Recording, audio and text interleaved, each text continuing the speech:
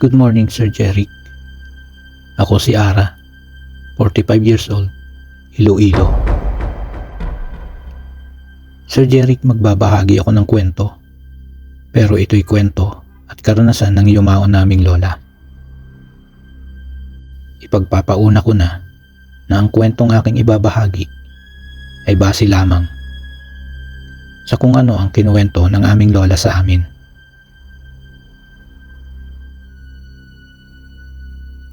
Umpisahan ko na ang kwento.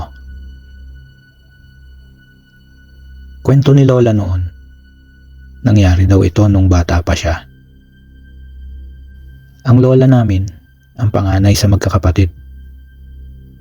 Noong 12 taong gulang pa lamang si lola, ay pinanganak naman ang bunso niyang kapatid na babae din.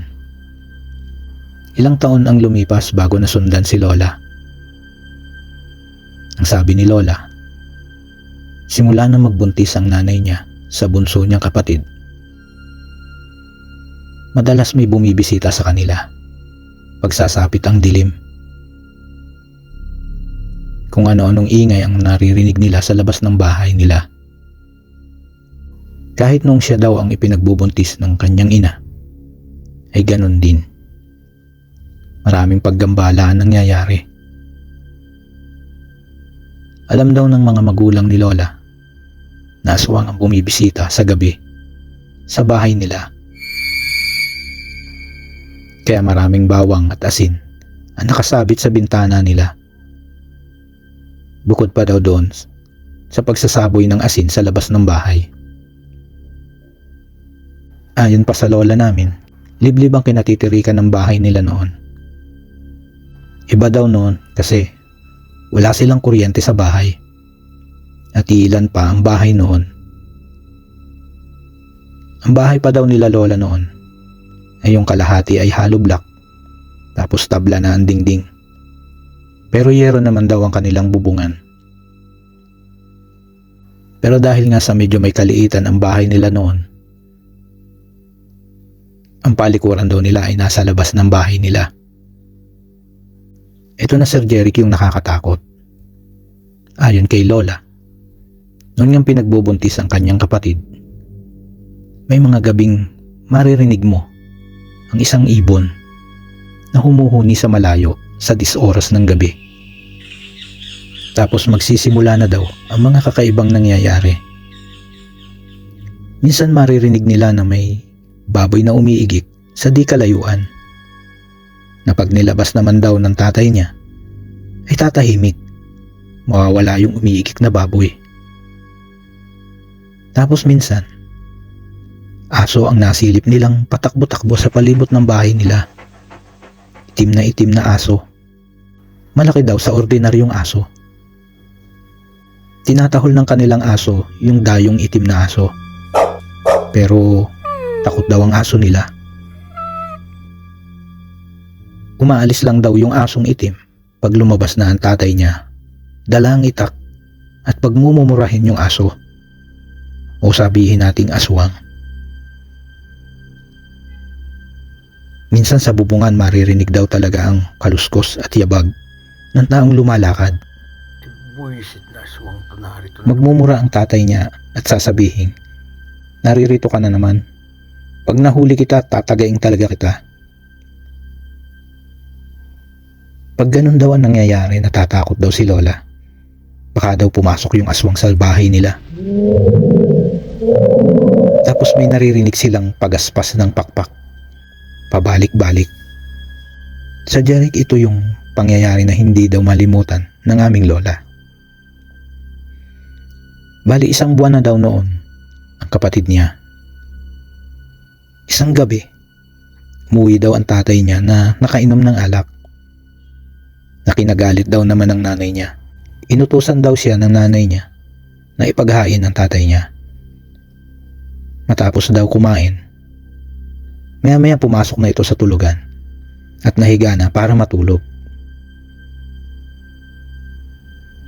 Nang natutulog na sila, ang sabi ni lola, bumangon siya kasi nakaramdam na maiihi siya. Kinuha daw niya yung digaas nilang ilawan at lumabas. Medyo maliwanag daw ang buwan noon. Nang makapasok si Lola sa banyo, sinara na niya ang pinto. Maya-maya, habang umiihi daw si Lola, narinig niya yung aso nila na may inaangilan. Kinabahan daw si Lola baka may ibang tao na nasa labas. Hindi daw malaman ni Lola kung lalabas ba siya o hindi. Dahan-dahan daw inangat ni Lola yung pintuan ng banyo para silipin kung ano ang inaangilan ng aso nila. Pagsilip niya, wala naman. Pero pagtingin niya sa bubong, nakita niya na may malaking pusang itim ang nasa bubungan ng bahay nila. Nadahan-dahang lumalakad sa bubong. Nung una, hindi rin niya daw napansin agad yung pusa kasi kulay itim. Pero dahil sa maliwanag ang buwan, kaya napansin niya at nakita. Maya-maya daw, hindi niya alam kung namalikmata siya. Yung pusang tinitignan niya ay nakita niya na tao na. Nagulat daw si Lola dahil aswang pala ang nasa bubungan nila. Lalaki daw yun. Wala kahit anong suot sa katawan. Maitim daw yung lalaki. O baka naman daw dahil gabi noon kaya maitim itong tignan. Napansin din ni Lola na gulong-gulo ang buhok nito. Gumagapang daw yung lalaki sa bubong nila. Nang makita daw ni Lola yung lalaki na pababa na mula sa bubungan, natakot si Lola na baka makapasok yung lalaki sa bahay nila. Hindi niya kasi nakandado yung pintuan. Kasi nga, iihi lang siya at babalik din agad. Naglakas loob na daw ang aming Lola na tumakbo palabas ng banyo.